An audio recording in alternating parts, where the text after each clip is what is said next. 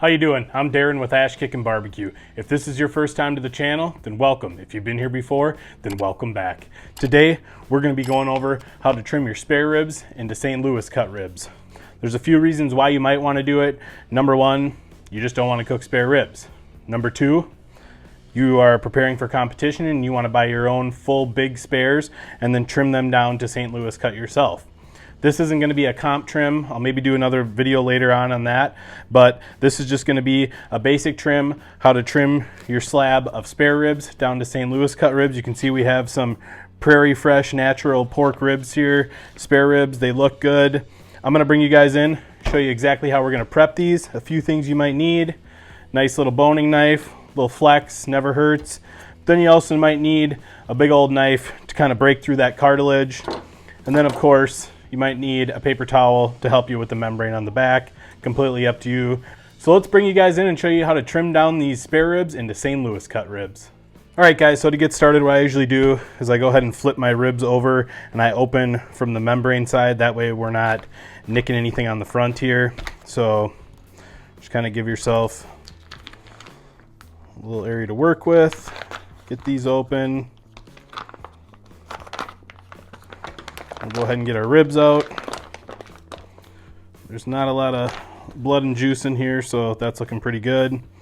Now, the thing I will say is don't throw away any of these scraps. This is good meat. It can be cooked on the side. There's no reason to be wasteful, so make sure you cook those on the side. And hey, it's a nice little snack in the middle of waiting for your ribs. So first thing I like to do here is you have this little skirt or flap. I just come in and I just follow along. Go ahead and remove that.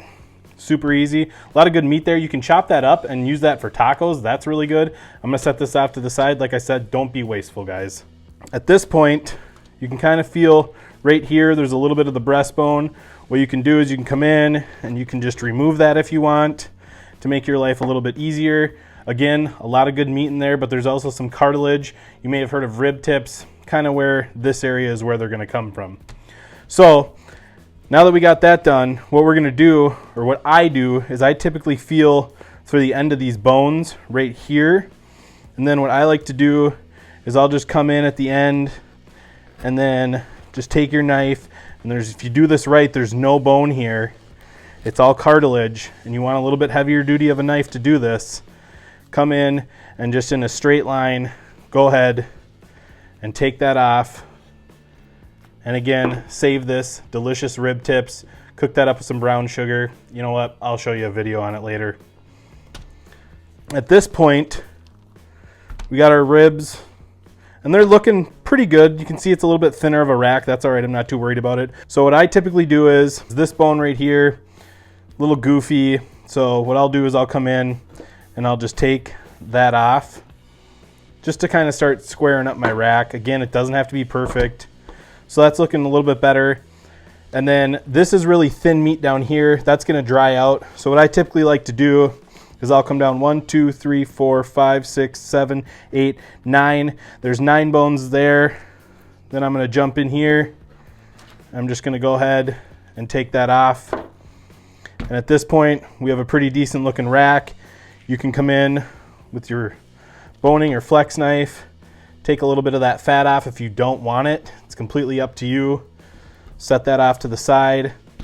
And then you can just spend a little bit more time cleaning up your edges if you want, trimming some of this fat here. It's completely up to you. Go crazy. Now, for the membrane, I'm not gonna lie to you, a lot of times if I'm cooking for a large amount of people or I'm cooking a lot of ribs, I just score this. But I cook hot and fast, so this will crisp up and it will not make a bit of difference. But I know a lot of people want to take it off. So for competition, I would take it off. But again, these aren't really going to be a comp rack. So what we're going to do here is a lot of people will just take a butter knife and they'll start to get under here, under this membrane. That works well. You can pry it up. So might not work the best with this knife, but just kind of pry it up. Get it started, get your fingers under there.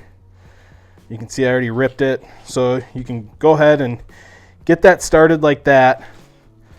And then if you need to, go ahead and grab your paper towel and use that for some gripping power, and then just go ahead and rip that membrane off, set it off to the side.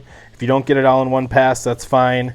Just go in there and keep working at it until you get it done. Like I said, I don't do this a whole lot unless it's for competition or unless I'm cooking a few racks, but if I'm cooking 12, 14 racks, I'm probably not going to bother with this. I'm just going to score it. And then you can come in and take off any of this hard fat if you want. Just get your ribs looking nice.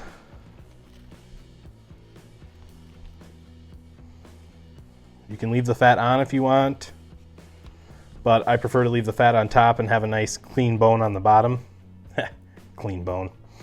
Anyways, you can go ahead and spend as much time as you want to trimming this up. For me, for at home, that's looking pretty good. Like I said, if you wanted to, you could come in here. You see you got this little arc over here. Just come in, take that off, take that off. Now it's looking pretty squared up. It's a nice looking rack of ribs. You can see we have some gorgeous marbling there. And again, we have some nice scraps here to cook up for snacks on the side in case your guests are getting impatient, in case you're getting impatient, in case you're getting hungry. Just do not waste the meat. I mean, there's a lot of good meat in here. If you don't want to trim your spare ribs down, you definitely don't have to, but this is how I like to cook my ribs, but I also like to buy full spares and do the trimming myself. That way I know it's done properly. So, bring you guys out. Let's talk about this a little bit. All right, guys, and there you go. You can see we have our trimmed up rack of St. Louis cut ribs. It's going to be really good to cook these. I'm not sure what I'm going to cook them on yet. I'm going to cook them on my Gateway drum. I have a video coming on that. But I also have a few more videos coming on the Pit Boss because I do love my Pit Boss. But I do have quite a few smokers in my garage, so over the course of the next year, we're going to be looking into some of those, see how those perform, do some comparisons, stuff like that.